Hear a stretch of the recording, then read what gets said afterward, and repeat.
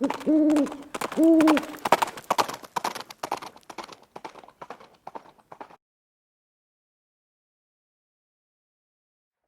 hey guys, it's Viejo here, and we are in the first week of June in 2025. Got kind of a overcast, foggy start to the day here on the central coast of California.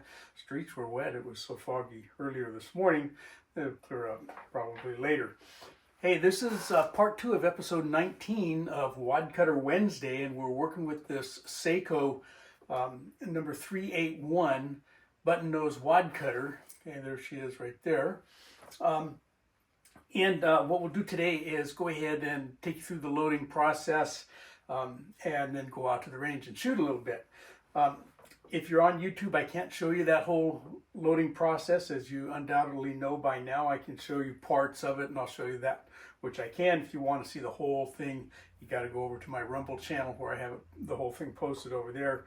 You go to rumble.com and type in my channel name like you see across here, okay, and you should be able to find it. All right, let's go ahead and get right on into this. Here's the bullet. This is the Saeco, the 381. Saeco likes to do that little kind of pointy button nose. These guys are coming in right around 150, a little over 150 grains as powder coated. They've been sized to 358. That powder coat's a blend of Yeti white and that's a prismatic color, and aqua blue from Eastwood. Okay, the brass we've got down there is mixed head stamp. It's all been sized and it's all trimmed to the same length. Okay, we're using the same die set that we've been using for all our 38s. Okay, I do have a sizing die in here, but we're not going to need it today. We've got the Lee auto drum powder measure with the newer style of stepped expander plug in there. My Hornady 38 Cowboy cedar die, and I've got a Lee factory crimp die outfitted with the Lee micro adjustment bullet seating stem that actually is kind of handy to have in your crimp die. You got to make a couple little adjustments to make that thing work in there, and one of these days I'll show you guys that, but that's a trick that Fortune Cookie 45 LC discovered and sort of passed along. He's got some video on it. All right. Bullseye powder, 2.8 grains, as we're doing with all of the 38 special wad cutters, just to kind of show the differences. And then Remington 1.5 small pistol primers. I'm almost out of these Remingtons. They're just about done. I don't know if I got enough to finish the project with them or not. But we've got other stuff available if necessary, right? Okay. And if we look at this bullet, we've got 3 grease grooves. And up here, it looks like a crimp groove, but it's not really a groove. That top band up there is actually a little bit narrower than the other bands. And so that's really just a shoulder up there. But we're going to crimp over the top of that. Okay, that very top uppermost ring up right there, that's about 8 thousandths narrower diameter than the other bands. The other bands are 358 and that one's only 350.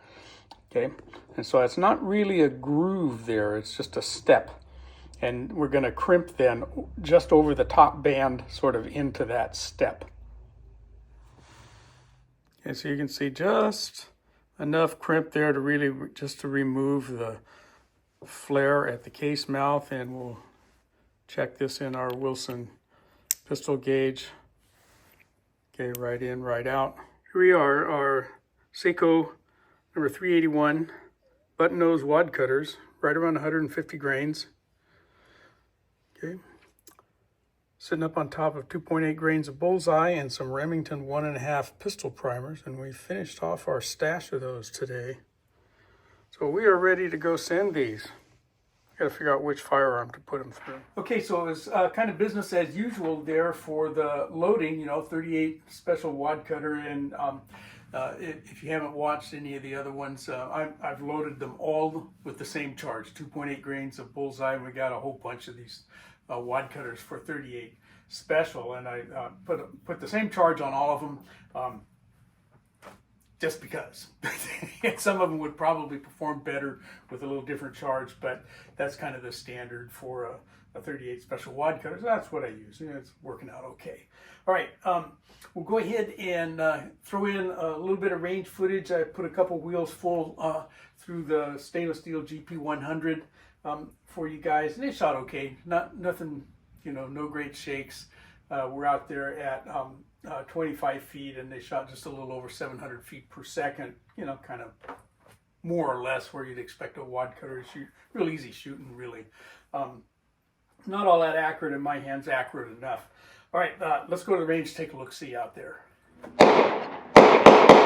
Saeco number 381.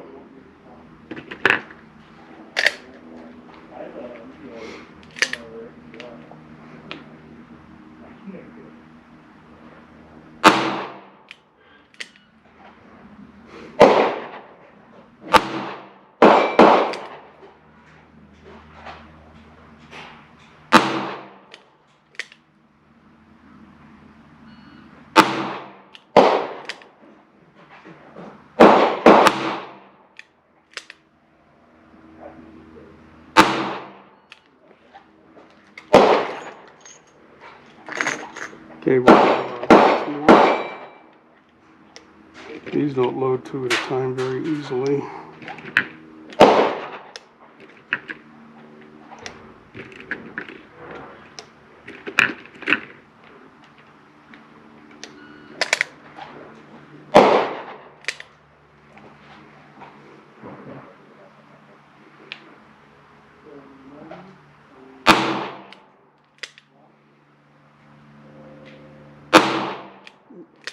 Dropped him.